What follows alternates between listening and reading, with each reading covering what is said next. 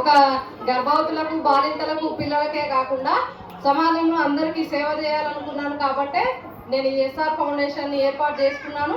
అదే ఫౌండేషన్ ద్వారా చాలా మందికి అనాథ పిల్లలకి చదువు కూడా, మళ్ళీ ఏమైనా ముఖ్యంగా పూర్ ఫ్యామిలీస్ నుండి పెళ్లి చేయలేని పరిస్థితుల్లో ఉన్న వాళ్ళకి ముందుండి పెళ్లిళ్ళు కూడా చేపిస్తున్నాను. ఇంకా చాలా సేవా కార్యక్రమాలు చేస్తూ ఉంటాను.